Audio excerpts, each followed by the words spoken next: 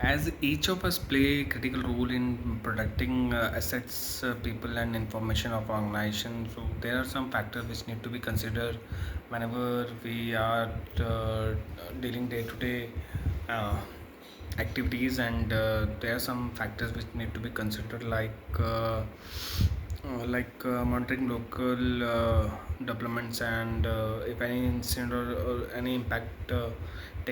place in your region or local areas, always tap on and monitoring on all the local news and guidelines by the global security and RSOC team, so that take decision accordingly, and do not attempt any actions in isolations. Then protecting brand protecting brand protection, so it is very critical, and each one of us are responsible to protecting brand, as we day to day deal in all the supply chains, or when we do start to end production of products, and when we supply the products and end to end, when we are discarding or disposing all the non-use products or expiry products or damaged products, we are responsible to ensure that there should be no any opportunity where people can do counterfeit or duplicacy for our products, and that can impact to the community or any one, so that it should not impact any business or our brand protection to our brand, and it should not be any disgrace for our brand. So it is very critical, we all are end to end involved in the process, and we must ensure that we are aligned as per the food defense policies and food fraud prevention policies and quality policies, and we always follow these policy in our day-to-day operations. Then uh, reporting threats, threatening behavior, and any kind of such behavior. So whenever you finding and detect any kind of uh, threat situation or threatening situation by anyone, so always address that thing and report to the global security or your manager or HR, so that all concern can be addressed and all control measures can be done for the same, and safety and security must be maintained for the staffs and employees accordingly. Do not support any piggybacking or any kind of security related violations or access control related violation. Always must ensure to follow all the guidelines of access controls, and if you find any violations by anyone, always report to the security, so that all required control measures, corrective actions, and preventive measures can be taken accordingly. Then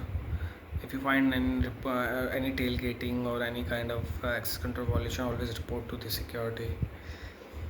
accordingly. These all factors are always help and always expected to apply whenever policy we are having applying this policy whenever we have these activities at the site. Then five key pillars in this policy which we consider to protect the assets of the organization and overall asset of the organization. First one, the risk management. So we do risk assessment and identify all the risk and vulnerabilities, and we also monitor our threat actors, and do keep doing the assessments and evaluation of our all recommendation and gaps, and to implement interim and permanent control measures, so that there will be all control measures in place to protect from threat actors to our organization. Then asset protection, so we do all loss prevention processes, and we do all the control measures at site which help us to maintain the deterrence and detection of any kind of threat actor actions at site, and we protect our assets in day-to-day and daily operations. Then protecting our people, so we ensure that our people are secure whenever they are at site or at workplace or they are traveling. We tap on all their movements whenever they report to us, and whenever they require any assistance, even they are traveling globally, So we provide them all the security and safe uh, environment, and whenever whatever support they require, we pull all the resources and ensure that they get the all support. And brand protection, so day to day, as I mentioned earlier also, we all are involved in brand protection, and being a part of global security team, we always ensure that we have all checks and control for the brand protection whenever it is operations happening in the site, or it is products are moving from one place to another place, to considering supply chain security. And it can be a scrap disposal,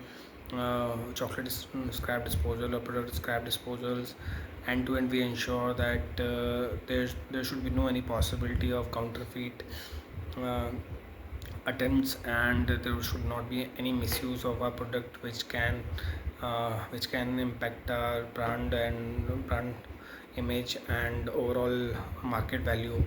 And this end to end, we have to ensure that. Then the last one is the incident preparedness and response. So we do have all the incident process in place, and just we have to be review and update all the emergency response and be aligned with accordingly.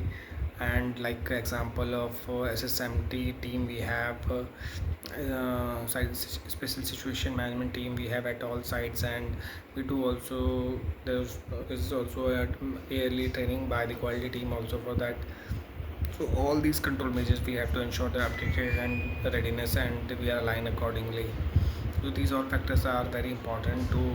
protect our people, assets, and products, and we all are responsible